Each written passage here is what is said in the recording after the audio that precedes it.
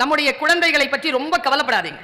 என்ன ஒரே கேள்விதான், நாமளே உருப்பட்டுட்டோம், நம்ம புள்ள உருப்படாதா? இந்த நம்பிக்கையோட வீட்டுக்கு போங்க.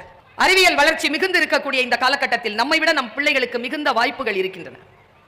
அந்த வாய்ப்புகளை அவர்கள் பயன்படுத்துகின்ற அளவிற்கு அவர்களை உருவாக்கினால் போதுமான. உங்கள் குழந்தைகள் அறிவார்ந்தவர்களாக வளர வேண்டும் என்றால் அவர்களுக்கு மாயாஜால கதைகளை சொல்லுங்கள் என்கிறார் ஐன்ஸ்டீன். ஆல்பர்ட் ஐன்ஸ்டீன் சொல்லுகிறான், கதைகளை சொல்லுங்கள் என்கிறார். குழந்தைகளுக்கு அறிவை விட முக்கியமானது கற்பனை. எந்த பெற்றோர் எந்த ஆசிரியர் தன் குழந்தைகளுக்கு கற்பனை வளத்தை பெருக்குகிறீர்களோ அவர்கள் உலகத்தை ஆள்கின்ற அறிவாளிகளாக வருகிறார்கள். பகல் நேரத்திலும் சூரியனின் வெளிச்சம் தெரிய வேண்டும் என்கின்ற கற்பனை தான் தாமஸ் ஆல்வா எடிசனை பல்பை கண்டுபிடிக்க வச்சது. கற்பனைக்கு வழிவிடுகிறோமா குழந்தைகளுக்கு? நாம் அடுத்த கட்டத்திற்கு உங்கள் குழந்தைகளை வளர்த்தெடுப்பதற்கு அதுக்கு நான் 2-3 டிப்ஸ் கொடுத்துட்டு போறேன். How to motivate the children. அவர்களை நல்லா உருவாக்கணும்னா 3 பரிசுகள் நீங்க அவங்களுக்கு தரணும். நீங்க வாங்கி கொடுக்கிற கேட்ஜெட்ஸோ, விலை உயர்ந்த ஷூஸ், நல்ல ட்ரெஸ்ஸஸ், ஆக்சஸரீஸ், கார், இதெல்லாம் கிடையாது. ஒரு குழந்தைக்கு பெற்றோர் தருகின்ற ஆகப்பெரிய முதல் பரிசு சொல்கிறேன் நான். அனுபவித்தவர்களுக்கு தெரியும், இழந்தவர்களுக்கு தெரியும். முதல் பரிசு அம்மாவும் அப்பாவும் சேர்ந்தே இருப்பது. எந்த குழந்தையின் தாய் தகப்பன் சேர்ந்தே இருக்கிறார்களோ, சண்டை போடாமல் இருக்கிறார்களோ, அதை விட சிறந்த பரிசு அந்த குழந்தைக்கு வேறு கிடையாது. சின்ன குழந்தைங்க கை தட்டுது, எல்லாம் உங்க பிள்ளைங்க தான். சேர்ந்தே இருக்கிறதுக்கு ஒரு வழி சொல்லவா? தப்பா நினைச்சுக்க மாட்டீங்க. அப்படின்னா ஏதோ சொல்ல போறேன்னு அர்த்தம். கணவன் மனைவி நடுவிலே ஏதேனும் சிக்கல்கள் பிரச்சனைகள் வந்தால் உங்களை யார் நிரம்ப நேசிக்கிறார்களோ, உங்க அக்காவோ தங்கச்சியோ அம்மாவோ அப்பாவோ, யாரிடமும் உயிருக்கு ஆபத்து இல்லை என்கின்ற நிலையில் சும்மா சின்ன சின்ன பிரச்சனைகள் இருக்கும்போது அந்த பிரச்சனைகளை கொண்டு போய் அவங்க கிட்ட சொல்லாதீங்க. அவங்க என்ன பண்ணுவாங்க தெரியுமா? உங்க மேல இருக்கிற பேரன்பினால் உங்க கூட வாழுதில்ல ஒண்ணு, அதை நாசம் பண்ணுவாங்க உங்க மனசுல. என் பிள்ளைக்கு போய் இப்படி ஒரு ராட்சசனா, என் பிள்ளைக்கு போய் இப்படி ஒரு ராட்சசியா, ஐயோ என் பிள்ளைய நான் எப்படியெல்லாம், ஏன் பாப்பா நீ இப்படி கஷ்டப்படுற, நீ வந்துரு அப்படின்னும் அம்மா. அது என்ன மாதிரி கம்ப்ளைண்ட் பண்ணோம் தெரியுமா? பெருசா கம்ப்ளைண்ட் பண்ணோம் போய். அப்படியே குடும்பம் பிரிஞ்சிரும். கணவன் மனைவி இடையில் இருக்கக்கூடிய சிக்கல்களை கணவனும் மனைவியும் உட்கார்ந்து பேசி தீர்த்து கொள்ளுங்கள். 3வது நபரை உள்ளே அனுமதிக்காதீர்கள். எப்பொழுது இது நடக்குமோ எந்த குடும்பமும் பிரியாது. முதல் பரிசு அது குழந்தை கொடுக்கிறது. 2வது பரிசு சொல்லவா? என்ன பரிசுன்னு தயவு செஞ்சுங்க சொல்றேங்க, தயவு செஞ்சு சொல்றேன். குழந்தைகளுக்கு என்ன பயம் தெரியுமா? தயவு செஞ்சு உயிரோட இருங்க, ஆரோக்கியமா இருங்க. ஆரோக்கியமாகவும் உயிருடனும் உங்கள் உடலை உயிரை பாதுகாத்துக் கொள்வதுதான் உங்கள் குழந்தைக்கு நீங்கள் தருகின்ற அற்புதமான பரிசு. 3rd பிரைஸ், கடன் இல்லாம இருங்க. பெரிய பரிசு அது குழந்தைக்கு. டார்ச்சரா இருக்கும் பாப்பாக்கு, பையனுக்கு. கடன் இல்லாமல் இருக்கும் தாய் தகப்பன், உடல் ஒழுக்கத்தையும் பொருளாதார ஒழுக்கத்தையும் பேணுகின்ற தாய் தகப்பனை கொண்டிருக்கக்கூடிய பிள்ளைகள் மிக சிறப்பான தலைமைத்துவம் பெற்றவர்களாக வருகிறார்கள் என்று வரலாறு சொல்கிறது. அறிவு சொல்லிக் கொண்டே இருக்க வேண்டும். அதனால் பிள்ளைகள் கோபப்படாமலும் அவர்களுடைய மனநிலை பாதிக்காமலும் பார்த்து கொண்டே இருப்பதற்கு பெயர்தான் பெற்றோரியம். 2ம் வேலை செய்யணும். இதயம் மூளை 2ம் வேலை செய்யணும்.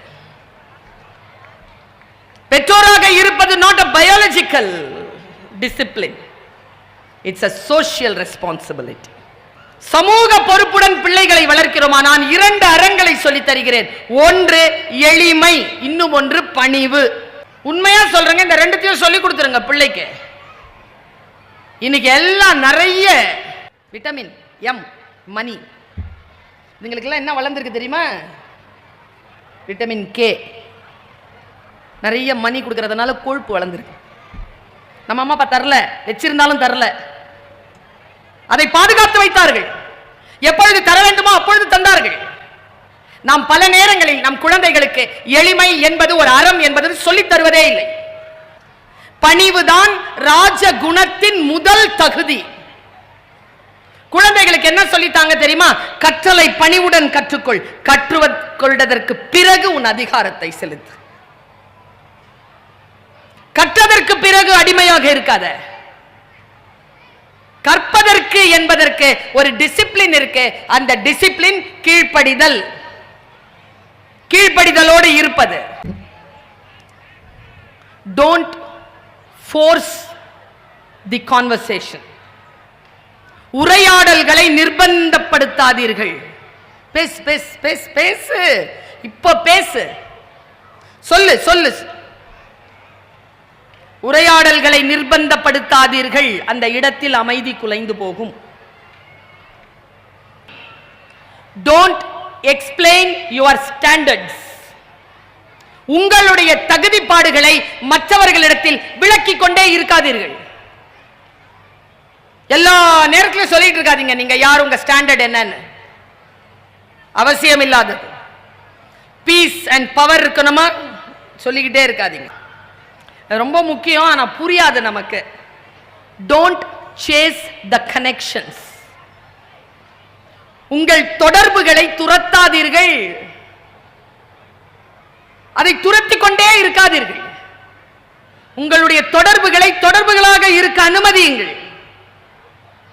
இந்த புருஷமான்கள்லாம் ஏன் போனை எடுக்கிறதே இல்லை தெரியுமா? பொண்டாட்டி மாருங்க போன் பண்ணா எடுத்த உடனே நீங்க கேட்குற ஃபர்ஸ்ட் கொஸ்டின் என்னது? எங்க இருக்கிறீங்க, எங்க இருப்பாங்க? சொல்றதே இல்லையே.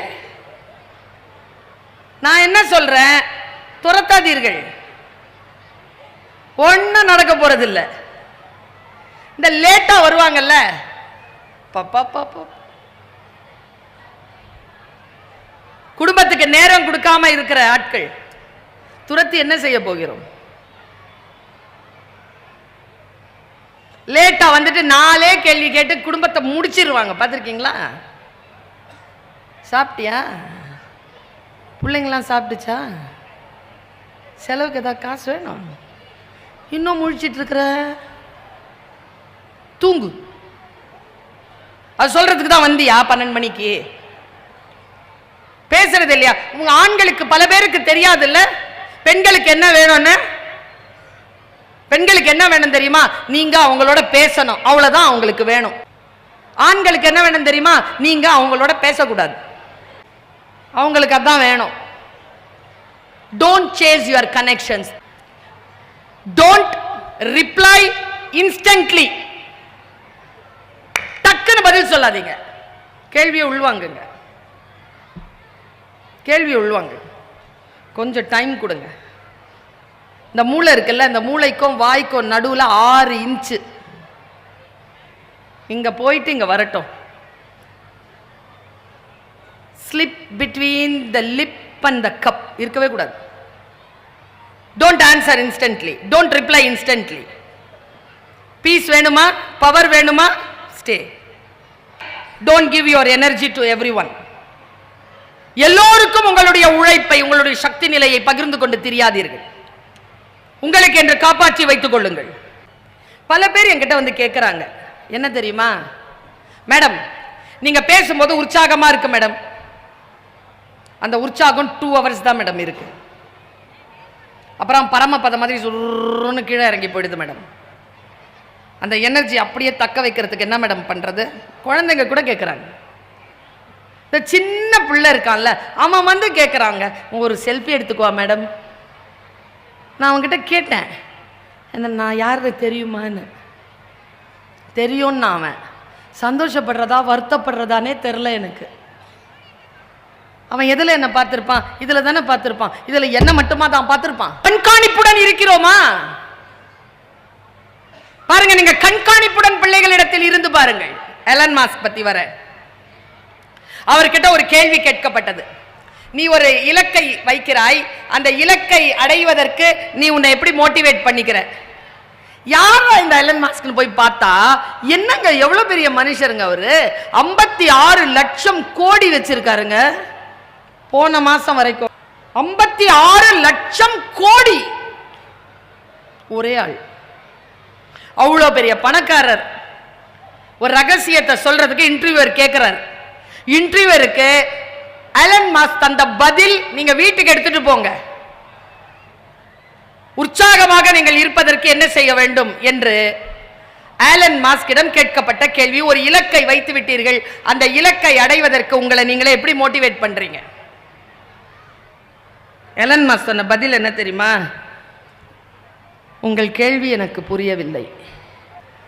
மறுபடியும் கேட்கிறார். இல்லை சார், நீங்கள் ஒரு இலக்கை வச்சிட்டீங்க. உதாரணத்துக்கு ரொம்ப குண்டாக இருக்கிறோன்னு வச்சுக்கோங்களேன், ஒல்லி ஆகணும், இலக்கை வச்சுட்டோம். மோட்டிவேஷன் 2 நாள் ஓகேவாகுது, 3ஆவது நாள் மோட்டிவேஷன் போயிடுது. எலன் மாஸ்க் கிட்ட கேட்கிறாங்க, நீங்கள் ஒரு இலக்கை நிர்ணயிக்கிறீர்கள், அதை அடைய முடியாமல் சோர்வாகும் பொழுது நீங்கள் எப்படி உங்களை நீங்களே உற்சாகப்படுத்துகிறீர்கள்? மறுபடியும் சொல்கிறார் எலன் மாஸ்க், எனக்கு உங்கள் கேள்வி புரியவில்லை. I don't understand what you are asking all about. I don't get your question. அவன் கேட்குறவன் சும்மா இருந்துட்டு ஒன்று சொன்னா, சார் நான் என்ன கேட்குறேன்னு உங்களுக்கு தெரியும், சொல்லுங்க எனக்கு. சொன்னா சொல்லுங்க சார், நான் கேட்டுட்டேன், உங்களுக்கு புரிஞ்சிருச்சு, சொல்ல மாட்டேன்னா நீங்க போயிடுங்க, புரியலன்னா சொல்லாதீங்க. என்ன பதில் பாருங்க, வீட்டுக்கு எடுத்துட்டு போங்க. யூத் என்ன பதில் தெரியுமா? நீ தானே அந்த இலக்கை பிக்ஸ் பண்ண, அந்த இலக்கை பிக்ஸ் பண்ணியே, அதுதானே மோட்டிவேஷன். அதை அடையிறதுக்கு என்னத்துக்கு மோட்டிவேஷன் கேட்டார். நமக்கு விளங்கலை, நிறைய பேருக்கு விளங்குற மாதிரி கை தட்டுறோம், ஆனால் விளங்கலை. நான் சொல்கிறேன் பாருங்க, ஒரு பேச்சாளர் இருக்கிறார் எங்கள் பட்டி மண்டபத்தில், ராமலிங்கம் ஐயான்னு. அவர் ஒரு வாட்டி பேசிட்டு இருக்கும்போது எனக்கு எலன் மாஸ்க் என்ன சொன்னார்ன்றது புரிஞ்சு போச்சு. அவர் சொன்னது வேற, ஆனால் நான் புரிஞ்சுக்கிட்டது வேற. இப்போ சொல்கிற அந்த வார்த்தை உங்களுக்கு புரியுதா இல்லையான்னு பாருங்க. ஒரு ஆஃபீஸில் 3 பேர் ஃப்ரெண்ட்ஸு வேலை செய்கிறாங்க. 10 வருஷமா சேர்ந்து தான் சாப்பிடுவாங்க. 10 வருஷமா போர் அடிச்சு போச்சு அவங்களுக்கு. ஏன்னா மத்தியானத்து டப்பா திறந்த உடனே இட்லி தான் இருக்கும் ஒருத்தருக்கு, இன்னொருத்தருக்கு தயிர் சாதம் மட்டும்தான் இருக்கும், இன்னொருத்தருக்கு சப்பாத்தி மட்டும்தான் இருக்கும். 3 பேரும் 10 வருஷமா இதை சாப்பிட்டுட்டு சொன்னாங்க, டே நாம அவங்க பொண்டாட்டிங்களுக்கு லெட்டர் எழுதி வைப்போம்டா, 10 நாளில் இதுங்க டிஃபனை மாற்றி கொடுக்கலன்னா நாம 10வது மாடியிலேருந்து குதிச்சிடுறோன்னு மிரட்டுவோம்டா. எழுதி வைக்கிறானுங்க, ஒரு நாள் கூட மாறல. 10வது நாள் லாஸ்ட் டே, இன்னைக்கு வரல, டிஃபன் மாறல, 10வது மாடியிலேருந்து நான் குதிக்க போறேன் உறுதின்னு எழுதி வச்சான் பாருங்க. அடுத்த நாள் வந்து டிஃபன் பாக்ஸ் திறந்தா அதே இட்லி, அதே தயிர் சாதம், அதே சப்பாத்தி. 3 பேரும் டிஃபன் பாக்ஸை வீசி அடிச்சுட்டு 10வது மாடிக்கு போய் 3 பேரும் குதிச்சிட்டானுங்களா. ஆஸ்பத்திரியில் 3 பேர் வீட்டில் இருந்தும் மனைவிமார்கள் ஓடி வராங்க. இட்லி இருக்குல்ல, அது சொல்லுது, ஐயோ நீ மேலேருந்து விழுந்திருப்பேன்னு தெரிஞ்சதுன்னா நான் இட்லிக்கு பதிலாக தோசை போட்டு தந்திருப்பேனே, இப்படி சீரியஸாக செத்து போவேன்னு தெரியாதேன்னா. தயிர் சாதம் சொல்லுச்சு, ஐயோ நான் தயிர் சாதத்துக்கு பதிலாக வேற ஏதாவது கலந்து கொடுத்துருப்பேனே, நீ ஏன் மாடியிலேருந்து விழுந்து செத்தேன்ச்சு. அது 3வது ஆள் இல்லை, சப்பாத்தி. அது டெட் பாடியையே முறைச்சி பார்த்துட்டு இருக்கு. நர்ஸ் வந்து கேட்டுச்சான், ஐயோ செத்து போயிட்டாங்க உங்கள் வீட்டுக்காரரு, என்ன அழாமல் இப்படி பார்த்துட்டு இருக்க? இல்லை இந்த இட்லிக்காரி அழுவுறா, ஓகே, தயிர் சாதம் அழுவுது, ஓகே, ஏன்னா அவங்க தான் சமைக்கிறாங்க. ஆனால் எங்கள் வீட்டில் இந்த ஆள் தானே காலையில் எடுத்து மாவு எடுத்து பிசைஞ்சு அந்த ஆள் தானே சப்பாத்தி போடுவான், அந்த ஆள் ஏன் கீழே குதிச்சான். நீங்கள் இப்போ புரிஞ்சுதா பதில்? நீங்கள் தானே ஃபிக்ஸ் பண்ணுறீங்க உங்கள் வாழ்க்கையை. உங்கள் வாழ்க்கையை மாற்றிக்கிறதுக்கு உங்களுக்கு என்னத்துக்கு மோட்டிவேஷன்? மாற்றிக்கணும்னு முடிவு பண்ணுறது நீங்கள் தானே. அவரவர்களுடைய வாழ்க்கைக்கு பொறுப்பெடுக்க வேண்டுமா இல்லையா? குழந்தைகளை நீங்கள் கவனிப்பதும் கணவன்மார்களையும் மனைவிமார்களையும் கவனிப்பதும் என்பதும் மிக மிக முக்கியமான தேவையாக இருப்பதனால் எல்லாருமே மோட்டிவேட்டடா இருங்க. ஒரு சொல்றேன், இன்னைக்கு நீங்க எல்லாரும் மோட்டிவேட்டடா இருக்கிறதுக்கு. இன்னிலிருந்து அந்த மகிழ்ச்சி உங்களை விட்டு எப்பவுமே போக கூடாது. நான் பிரார்த்திக்கிறேன், நம்ம எல்லாரும் உயிரோட இருக்கிறோம்.